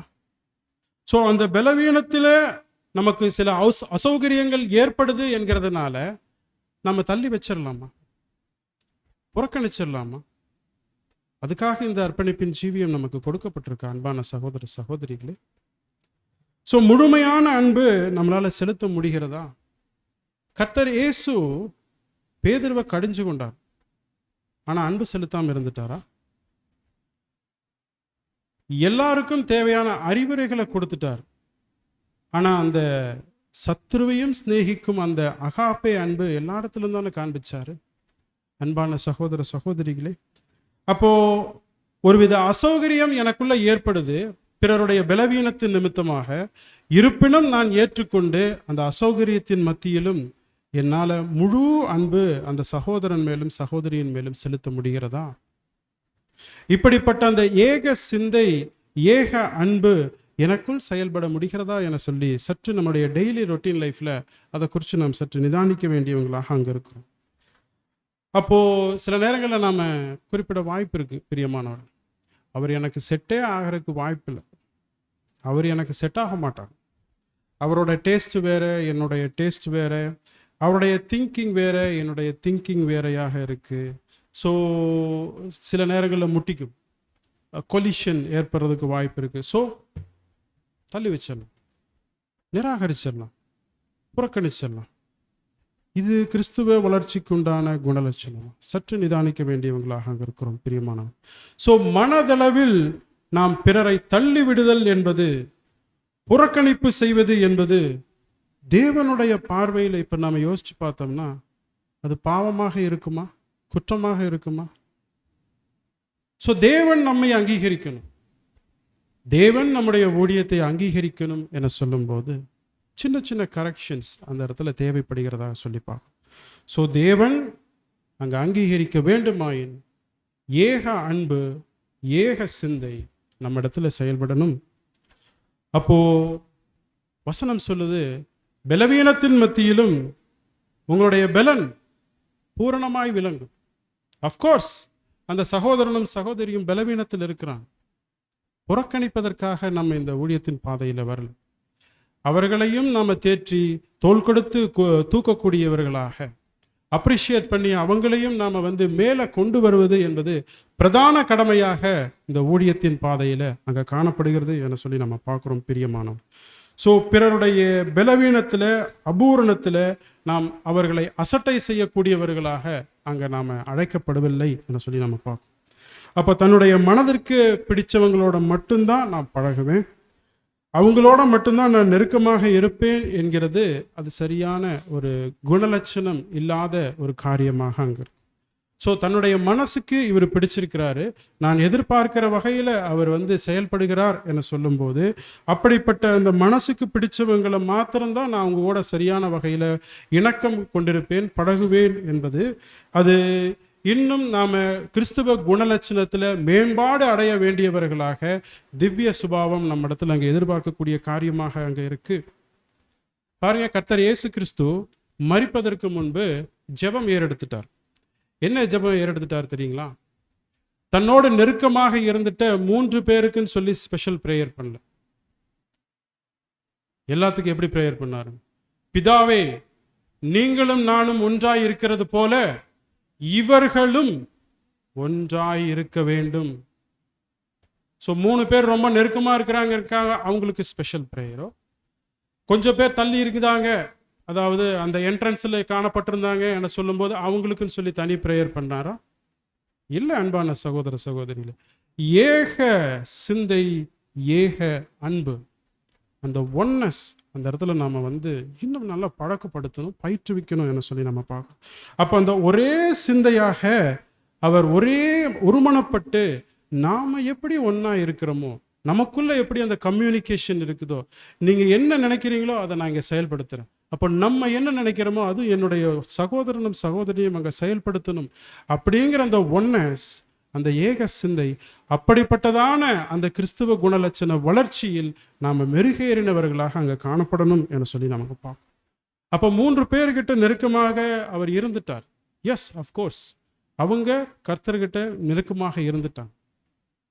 ஆனால் கர்த்தர் அன்பில் மாற்றம் கொண்டவராக இருந்திருப்பாரா? லாசருவுக்காக கண்ணீர் வடிச்சார், பேதுருவுக்காக கண்ணீர் வடிச்சாரா? அன்பு இன்னதென்று நிதானித்து பார்க்க வேண்டியவர்களாக நாம் இருக்கிறோம். அன்பான சகோதர சகோதரி, ஒருவேளை கர்த்தர் இயேசு உயிர்த்தெழுந்த பிற்பாடு தனக்கு பிரியமான 3 சீஷர்களுக்கு காட்சி கொடுத்திருக்கலாமே. பேதுரு, பெரிய யாக்கோபு, யோவான் காட்சி கொடுக்கல. பிரியமான நெருக்கமான சகோதரர்கள் தான். யாருக்கு காட்சி கொடுத்தாங்க? ஃபர்ஸ்ட் மகதலேன மரியாள். அன்பு இன்னதென்று நிதானித்து பாருங்கள் அன்பான சகோதர சகோதரிகளே. ஏக சிந்தை, ஏக அன்பு, அந்த ஒன்னஸ். ஸோ அந்த சீஷி கூட பார்த்தீங்கன்னா சபைக்கு அடையாளமாக இருக்கிறாங்கன்னு சொல்லி நம்ம பார்க்கணும். அப்போ கர்த்தருடைய வந்திருத்தல்ல முதலாவது சபை வகுப்பார் தான் கர்த்தருடைய வந்திருத்தலை அவங்க புரிஞ்சு கொள்வாங்க என்பது ஒரு அடையாளமாக அங்கே இருக்கு. ஸோ நம்முடைய பாடம் அதுவாக போக வேண்டாம். அப்போ கர்த்தர் லாசருவுக்காக கூட அங்கே அழுதிருக்கிறார்.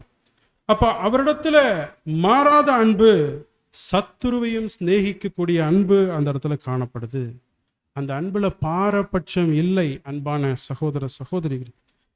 அப்போ இந்த மனத்தாழ்மையில திவ்ய சுபாவத்தில் பங்கு பெறக்கூடியவர்களாக காணப்படக்கூடிய நாம் திவ்ய ஏற்பாடு இன்னும் எதிர்பார்க்கக்கூடிய காரியம் என்ன என சொல்லி பாடம் கொடுக்கிற சகோதரர் அங்கு குறிப்பிடுறாரு.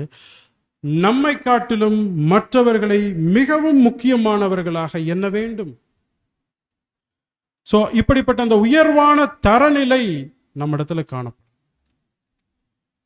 நம்மை காட்டிலும் நம் உடன் சகோதர சகோதரிகளை உயர்வாக அங்க நம்ம எண்ண வேண்டியவங்களாக அங்க இருக்கு.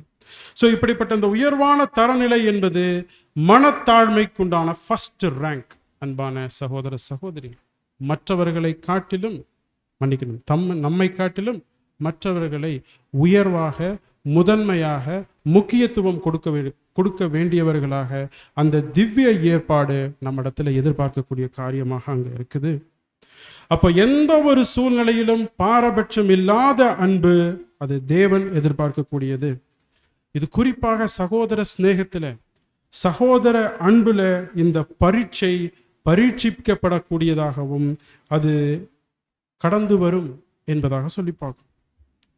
எந்த ஒரு சூழ்நிலையின் மத்தியிலும் மாய்மாலம் இல்லாத, பாரபட்சம் இல்லாத உண்மையான அன்பே தேவன் அது அங்கீகரிக்கக்கூடிய ஒரு பாத்திரமாக அங்க பார்க்கப்படும். சோ மாய்மாலம் இல்லாத, பாரபட்சம் இல்லாத உண்மையான அன்பு தான் தேவன் அது அங்கீகரிக்கப்படக்கூடிய ஒரு உண்மையான ஒரு ஊழியத்திற்குள் அது அங்கீகரிக்கப்பட்ட ஊழியமாகவும் அங்கீகரிக்கப்பட்ட ஒரு உடன்படிக்கை அன்பு சகோதர சகோதரியாகவும் அவங்க மாறப்பட முடியும். ஸோ மேஜர் ஃபேக்டர், 3வது காரியம் மனத்தாழ்மை. அப்ப தாழ்மையினால் செய்யப்படக்கூடிய எந்த ஊழியமும் அது தேவனால் அங்கீகரிப்புக்கு உட்பட்டதாய் இருக்கும். ஸோ இதை எதிர்மறையாக கூட சொல்லலாம். எப்படின்னா, அன்பே இல்லாம செய்யக்கூடிய காரியமும் தேவனால் அங்கீகரிக்கப்பட முடியாது. பெருமையோடு செய்யக்கூடிய அல்லது தம்மை முதன்மைப்படுத்தக்கூடிய எந்த ஒரு ஊழியமும் அங்கீகரிக்கப்பட முடியாது. ஸோ இப்படி எதிர்மறையாக நாம் சொல்வதை காட்டிலும் நேர்மறையான சிந்தையில் இதை நாம் எடுத்துக்கொள்ளணும். ஏன் அப்படின்னு சொல்லி பார்க்கும்போது, இது கர்த்தருடைய பள்ளிக்கூடம். இந்த கர்த்தருடைய பள்ளிக்கூடத்தில் நாம் எதற்காக நாம் வந்திருக்கிறோம்னா, நம்மை குறித்து நிதானித்து பார்த்து ஒருவேளை நமக்குள்ள இருக்கக்கூடிய சில கரை திரைகள் அந்த இடத்துல காணப்படுகிற பொழுது அதை நாம் நிவர்த்தி செய்வதற்காகத்தான் நம்ம வரோம். அப்படியாக நமக்குள்ள இருக்கக்கூடிய காரியங்களை நாம நிதானித்து பார்த்து இன்னும் நம்மை புதுப்பித்து கொள்ள, இன்னும் கிறிஸ்துவ குணலட்சண வளர்ச்சிக்குள்ளாக நம்மை மெருகேற்றிக் கொள்வதற்கு என்பது இந்த வகுப்பறை நமக்கு கிறிஸ்துவனுடைய பள்ளிக்கூடமாக அங்க காணப்படுகிறது என சொல்லி, இந்த இடத்துல நம்ம ஒருவரை ஒருவர் நம்ம பொருத்தி பார்க்காதபடிக்கு நம்மை நாமே நிதானித்து பார்த்து ஏக சிந்தை, ஏக அன்பு, அந்த ஒன்னஸ் நம்ம இடத்துல காணப்படுதா? ஒருவேளை பலவீனத்திலும் சுகவீனத்திலும் ஒருவேளை பலவீனத்திலும் அறியாமையிலும் காணப்படக்கூடியவர்கள் நமக்கு அசௌகரியங்கள் ஏற்படுத்தும் பொழுது அதை தோளில் தட்டி கொடுத்து இன்னும் அவர்களை அடுத்த கட்ட ஊழியத்திற்கு நம்மளால நகர்த்த முடிய அந்த ஒரு அன்பு நம்ம இடத்துல காணப்படுதா? சற்று நிதானிக்க வேண்டியவர்களாக அந்த இடத்துல பார்க்கப்படுகிறோம். அன்பான சகோதர சகோதரிகளே, இப்படிப்பட்ட அந்த உள்ளம் அது தேவன் அங்கீகரிக்கக்கூடிய ஒரு ஆலயமாக அங்கே மாறிடுது என சொல்லி நம்ம பார்க்கணும். இன்றைய நாளுக்குண்டான மன்னா என்ன என சொல்லி நம்ம தியானிச்சிருக்கோம். அந்த மன்னா என்ன ஞாபகம் இருக்குங்களா? ஸோ கிறிஸ்து இயேசுவில் இருந்த சிந்தையே உங்களிலும் இருக்க கடவுது.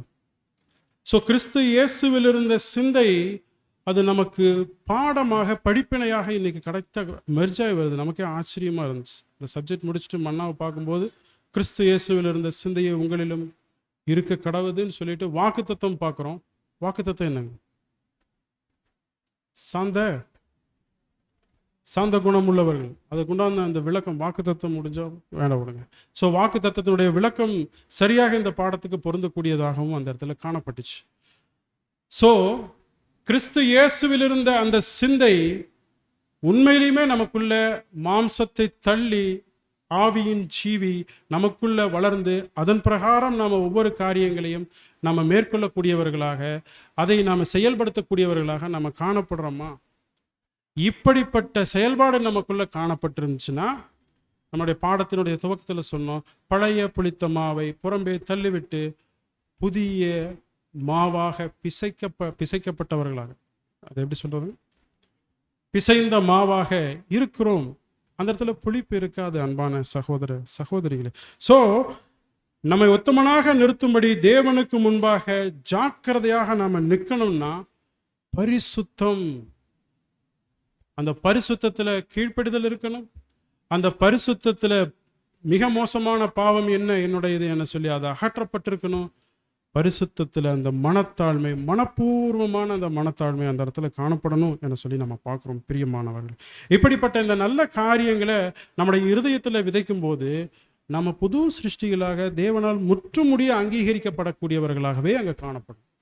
எப்பேற்பட்ட சூழ்நிலை நம்மை தாக்க முற்பட்டுட்டாலும், அது பலவீனமாக இருக்கலாம், சுகவீனமாக இருக்கலாம், எப்பேற்பட்ட சாத்தானுடைய தந்திரமான உபாதையாக எதுவாக இருந்துட்டாலும் நம்ம பார்க்கக்கூடிய அந்த பார்வை புது சிருஷ்டியில் எப்படியாக இருக்கணும்னா, ஒரு பிராட் மைண்டில் அந்த காரியத்தை நம்ம பார்க்கணும். ஒரு பிராட் மைண்டில் நம்ம உள்வாங்கி, எஸ், இந்த காரியம் இதன் பொருட்டு தான் நமக்கு கடந்து வந்திருக்கு. ஸோ ஏற்ற காலத்தில் தேவன் நம்மை உயர்த்தும்படிக்கு பொறுமையோடு நாம் அங்கே காத்திருக்கோம்.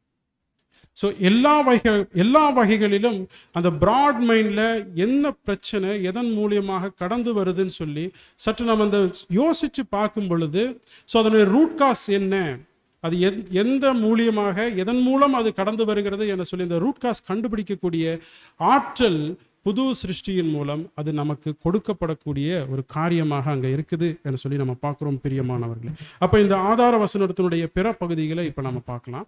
ஸோ உத்தமனாக நிறுத்தும்படி, தேவனுக்கு முன்பாக உத்தமனாய் நிறுத்தும்படி ஜாக்கிரதையாக இருக்கக்கூடிய காரியங்கள் இப்போ நம்ம பார்த்துட்டோம். இப்போ என்ன பண்ண போறோம்னா, பிரியமானவர்களே, இந்த ஆதார வசனத்தை எடுத்து இப்போ இங்கிலீஷில் கொஞ்சம் அதை வாசிக்கலாம், கொஞ்சம் பிரயோஜனமாக இருக்கும். 2 Timothy chapter 2 verses 15.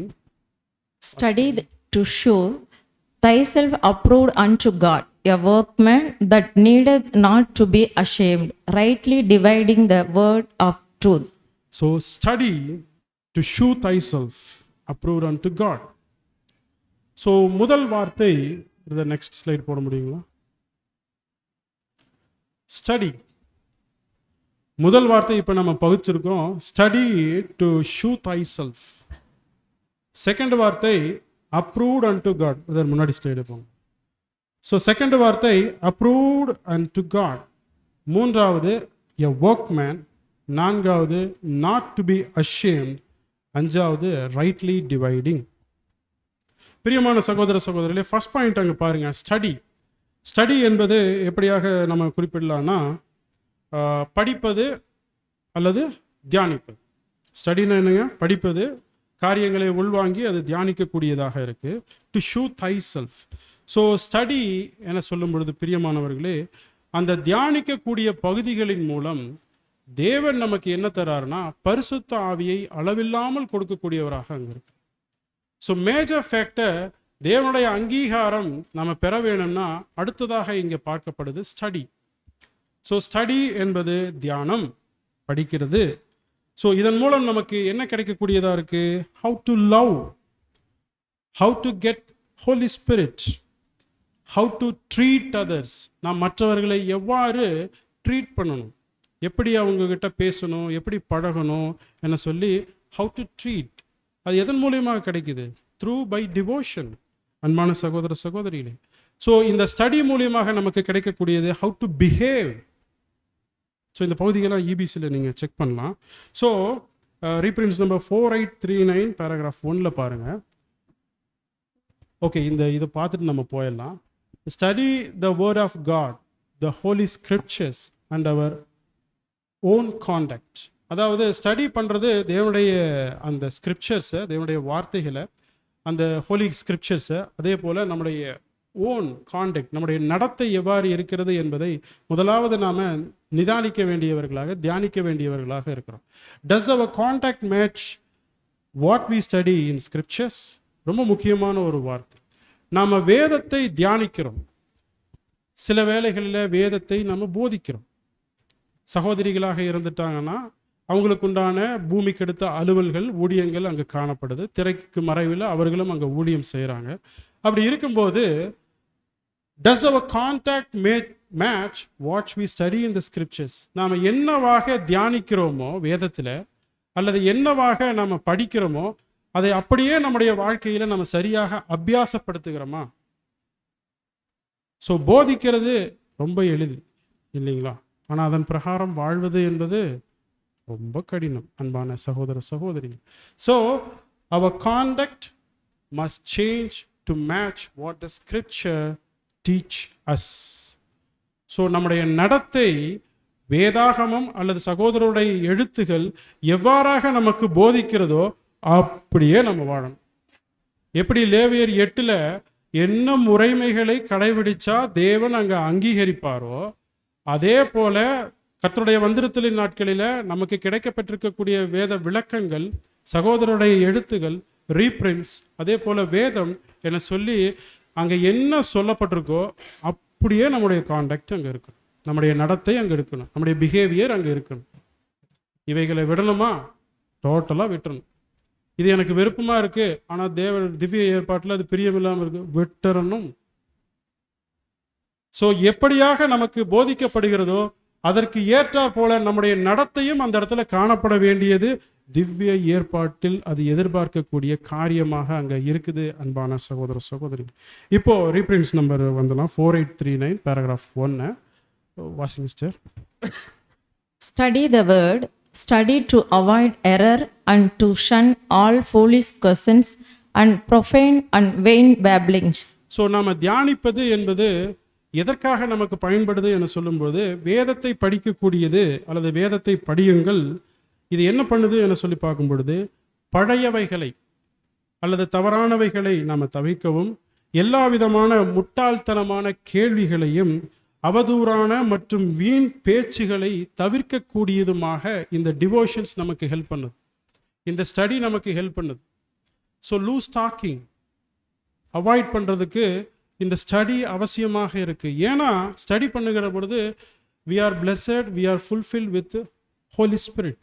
ஸ்பிரிட் நமக்குள்ள சரியாக வேலை செய்யும்போது வார்த்தை தடுக்காது, சரியான வார்த்தை நாம் உபயோகிக்கக்கூடியவர்களாக அங்கே இருப்போம் என சொல்லி நம்ம பார்க்கணும். ஸோ அப்படியாக ரீப்ரின்ஸ் நம்பர் 4839 கூட நம்ம அங்கே பார்த்துடலாம். நெக்ஸ்ட் ஸ்லைட் போடுங்க. ஓகே, சர்மன் புக் 351 அது வாசிங்க.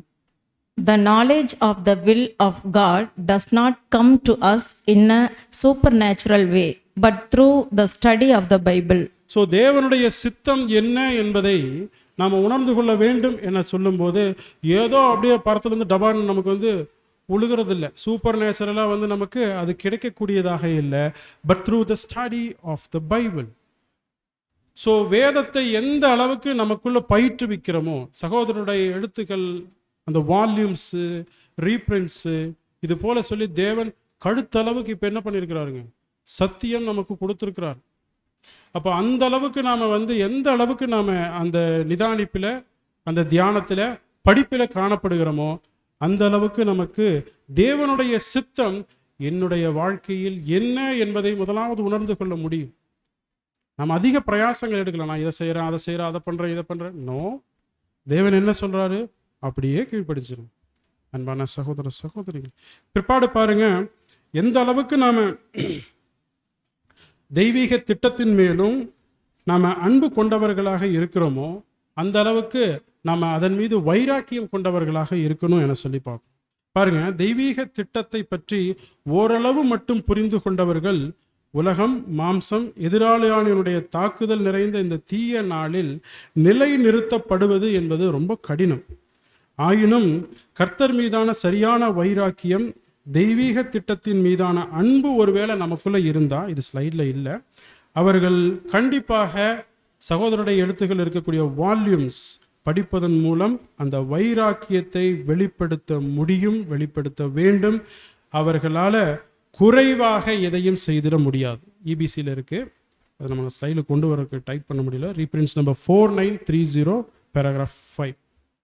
ஸோ ஒருவேளை இந்த வால்யூம்ஸ் ரீப்ரிண்ட்ஸில் நம்ம நல்லா உள்வாங்கி நமக்குள்ளே ஸ்டோரேஜ் பண்ணி வச்சோம்னா, புது சிருஷ்டிக்கு போஜனமாக கொடுத்தோம்னா, நம்மளால் எந்த ஒரு காரியத்தையுமே குறைவாக செய்திட முடியாது என்கிறதாக சகோதரர் அங்கே குறிப்பிடுறாரு.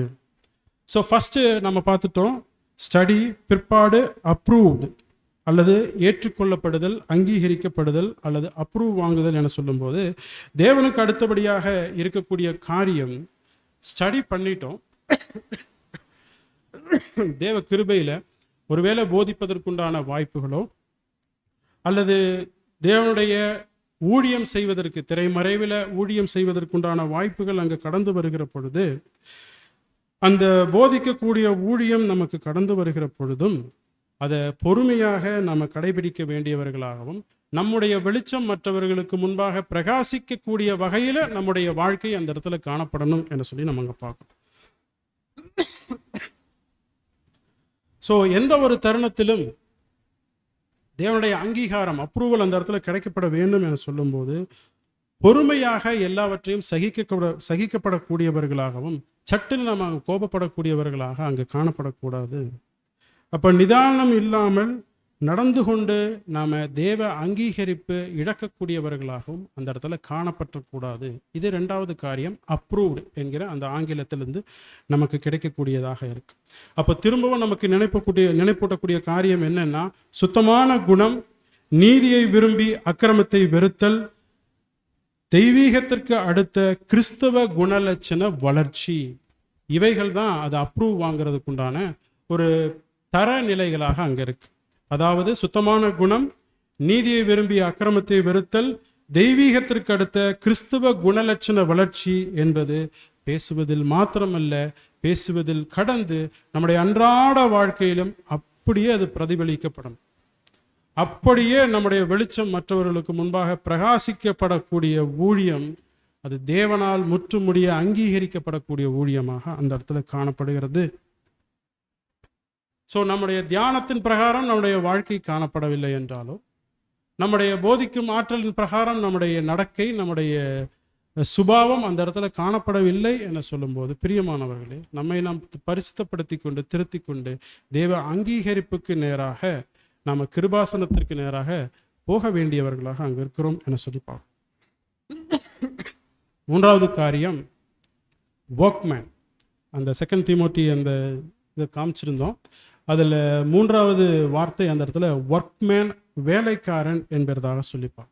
ஸோ பிரியமான சகோதர சகோதரிகளே, நாம் கீழ்ப்படிதலோடு காணப்பட்டு அந்த தவறுகளை எல்லாம் களைந்தவர்களாக மனத்தாழ்மையோடு கூட காணப்பட்டு தியானங்கள் அதிகமாக செஞ்சு, ஒருவேளை ஒரு ஊழிய வாய்ப்புகள் நமக்கு தேவ கிருபையில் கடந்து வரும் பொழுது இந்த மனத்தாழ்மையோடு கூட காணப்படும் போது நமக்குள் இருக்க வேண்டிய அந்த சிந்தை என்ன என சொல்லும்போது, நாம் ஒரு கடையாந்தர ஊழியக்காரன், நாம் ஒரு கடையாந்தர ஊழியக்காரன், அற்பமான ஒரு அப்பிரயோஜனமான ஊழியக்காரன் என்கிற, வேலைக்காரன் என்கிற அந்த ஒரு மனப்பான்பு, அது மனத்தாழ்மையின் ஒரு மிக பிரதான முக்கிய குணலட்சணமாக அங்கே இருக்கு. அப்போ இப்படிப்பட்ட அந்த வேலைக்காரன் என்ன செய்யக்கூடியவராக இருக்கிறார் என்று சொல்லும்போது, ஒரு வாய்ப்பு கிடைக்க பெறும் பொழுது அதை செவ்வனே செய்து நிறைவேற்றக்கூடியவராகவும், அந்த செவ்வனே நிறைவேற்றக்கூடியதில் ஆற்றல் நிறைந்ததாகவும் அந்த வேலைக்காரன் அதை செய்து முடிக்க வேண்டும். இது தேவன் அங்கே எதிர்பார்க்கக்கூடியது. எந்த ஒரு ஊழிய வாய்ப்பாக இருந்துட்டாலும் சரி, ஒருவேளை அது எப்பேற்பட்ட ஒரு ஊழிய வாய்ப்பு நமக்கு கிடைக்கப்பெற்றாலும் அந்த வேலையில தீவிரம் காட்ட வேண்டும். முழு தீவிரமும் முழு முயற்சியும் அந்த ஈடுபாட்டுடன் செய்யக்கூடியது இந்த வேலைக்காரனுடைய பிரதானமாக தேவ அங்கீகரிப்புக்கு அது எதிர்பார்க்கப்படக்கூடியதாக இருக்கு. ஸோ அந்த பிரதிபலிப்பு என்பது நம்முடைய வாழ்க்கையில் அது காணப்பட வேண்டும். அப்போ மூன்றாவது காரியம், நாட் டு பி அஷேம்ட், வெட்கப்படாத ஒரு நிலை. ஸோ ஒரு ஊழியம் என்பது அல்லது நம்முடைய வாழ்க்கையில் தேவன் அங்கீகரிக்கப்பட வேண்டும் என சொல்லும்போது எப்பேற்பட்ட ஒரு வேலையாக இருந்துட்டாலும் சரி, அது கீழேயான ஒரு ஊழியமாக இருந்துட்டாலும் சரி, மேலான ஒரு ஊழியமாக இருந்துட்டாலும் சரி, அவன் செய்திட்ட காரியம் அல்லது கிடைத்திட்ட அந்த வாய்ப்பு என்பது திறம்பட செய்யக்கூடியவர்களாக அங்கே காணப்படணும். அதில் நாம் வெட்கப்படக்கூடியவர்களாக அல்லாமல் not to be ashamed. So கீழான வாய்ப்புகளே ஒருவேளை வருதுன்னு சொல்லி நம்ம இடத்துல ஒருவேளை திறமைகளும் தாளந்துகளும் இருந்துட்டாலும் சரியான வாய்ப்பு அமைய பெறவில்லை என்றிட்டாலும் கிடைக்கப்பெற்ற அந்த வாய்ப்பை வெட்கப்படாத ஒரு ஊழியக்காரனாக தரநிலையில தாழ்ந்த நிலையில் இருந்துட்டாலும் முழு மனதோடும் முழு இருதயத்தோடும் அந்த ஊழியத்தை நாம் நிறைவேற்ற வேண்டியவர்களாக அந்த திவ்ய ஏற்பாடு நம்ம இடத்துல அதை எதிர்பார்க்கப்படக்கூடாது. ஏன்னா சின்ன ஒரு கலசத்துல நாம தண்ணீர் கொடுத்துட்டாலும் அந்த ஊழியம் முழு மனசோட நம்ம செஞ்சிட்டோம்னா அது தேவன் அதை அங்கீகரிக்கிறார். ஸோ கர்த்தர் இயேசு கிறிஸ்து அந்த இடத்துல சொல்லியிருப்பார், இவங்க எல்லாரும் காணிக்க கொடுத்ததை விட இந்த ஸ்திரீ போட்டுட்டு அந்த 2 காசு ரொம்ப உயர்வானது. பிரியமான சகோதர சகோதரி, அப்படிப்பட்ட அந்த முழு இருதயத்தோடு நாம் செய்யக்கூடிய ஒவ்வொரு ஊழியமும் அது தேவனால் அங்கீகரிக்கப்படக்கூடிய ஊழியமாக அங்கே பார்க்கப்படுது. வெட்கப்படாத ஊழியக்காரனாய் பொறுமையோடு நாம் ஊழியங்களை மேற்கொள்ளக்கூடியவர்களாக நிதானமாக நாம் செய்ய வேண்டியவர்களாக அங்கே இருக்கிறோம். அப்போ அடுத்ததான ஒரு காரியம் அந்த இடத்துல பார்க்கப்படுது, இறுதியான ஒரு காரியம், 5வது, ரைட்லி டிவைடிங், நிதானமாக பகுத்து பிரித்தல். ஸோ இதனுடைய கிரேக்க பதம், அதாவது பகுத்து பிரித்தல், ரைட்லி டிவைடிங் என்கிற வார்த்தையினுடைய கிரேக்க பதம் G3712, ஆர்த்தோடோமியோ என்கிற அந்த வார்த்தை சரியாக பிரிப்பது. ஸோ பல அனுபவங்கள் இப்போ நம்ம கடந்து இந்த ஊழியத்தின் பாதையில் நம்ம காணப்படுறோம். இந்த பாடத்தின் பிரகாரம் நம்ம பார்த்துட்டு வந்தோம்னா கடைசியாக இருக்கக்கூடியது அனுபவம் நிறைந்த ஒரு வாழ்க்கையில் இப்போ போதிக்கக்கூடிய காரியங்களை நம்ம வரும்போது சரியாக பிரித்து பார்த்தோம். அப்போ தேவனுடைய விளக்கங்கள், தேவனுடைய வார்த்தைக்கு நாம் போதிக்கக்கூடிய ஒவ்வொரு காரியங்களும் இணக்கமாக சகோதரருடைய எழுத்துகளுக்கு இசைவாக அங்கே கூட்டி சேர்க்கப்பட்டிருக்கணும். இப்படிப்பட்டதான அந்த ஒரு எக்ஸ்பீரியன்ஸ் அந்த இடத்துல காணப்படணும். ஒருவேளை எக்ஸ்பீரியன்ஸ் மத்தியிலேயே நாம் அசத்தியத்தை போதிக்கக்கூடியவர்களாக இருந்துட்டாலும் அது தெய்வீக அங்கீகரிப்புக்கு இல்லாத ஒரு ஊழியமாக நாம் நிராகரிக்கப்படக்கூடியவர்களாகவும் அங்கே காணப்பட்டுருவோம் என்பதாக சொல்லி பார்க்குறோம். ஸோ ஸ்டடி, அப்ரூவ், 3வது காரியம் ஒர்க்மேன், 4வது நாட் டு பி அஷேம்ட், 5வது ரைட்லி டிவைடிங். பிரியமான சகோதர சகோதரி, ஸோ இப்படிப்பட்ட பிரகாரம் சரியான வகையில் நாம் பொருத்தி பார்த்து நம்முடைய ஜீவியத்தை நாம் கொண்டு வந்தோம்னா ஒரு ஸ்கில்டு பர்சனாக நம்மளால் தேவன் அங்கீகரிக்கக்கூடிய ஒரு ஊழியம் நம்மளால் செஞ்சிட முடியும் என்கிறதாக சொல்லிப்போம். ஸோ முடிவரை பகுதியாக நம்ம பார்க்கலாம், தேவன் நம்மை நமது ஊழியத்தில் அங்கீகரிக்க வேண்டுமானால், கொஷினோட சொல்லி ஆரம்பிச்சோம். அப்போ நம்மளை அங்கீகரிக்க வேண்டுமானால் என்ன செய்யணும்? What should we do to be accepted by God? Next ஸ்லைடில் பாருங்கள். முதலாவது கீழ்ப்படிதல், தத்தம் செய்தல், பிரதிஷ்டைக்கு உட்படுத்துதல், பிதாவின் சித்தம் செய்தல். அந்த பிதாவின் சித்தம் செய்யணும் அப்படிங்கும் போது அந்த இடத்துல ஜெனிப்பித்தல் காணப்பட்டிருக்கும்.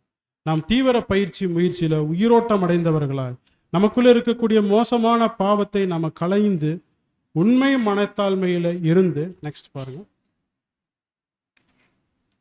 நெக்ஸ்ட் ஸ்லைட், பாரபட்சம் இல்லாத முழு அன்பை நாம் வெளிப்படுத்தக்கூடியவர்களாக, நமக்கு அசௌகரியம் வருதுங்கிறதுக்காக பாரபட்சத்தோட அன்பு இல்லாமல் பாரபட்சம் இல்லாத முழு அன்பை வெளிப்படுத்துதல், வேதத்தை நிதானமாக தியானிக்கக்கூடியவர்களாகவும் படிக்கிறவர்களாகவும் தியானித்ததை போதிக்கக்கூடியவர்களாகவும். நம்முடைய ஊழியம் எப்படியாக இருக்குன்னா கடைநிலை ஊழியமாக அங்கே இருந்து நிதானமாய் சரியாக பகுத்து போதிக்கக்கூடிய ஒரு ஸ்கில்டு பர்சனாக நம்ம அங்கே மாறணும்.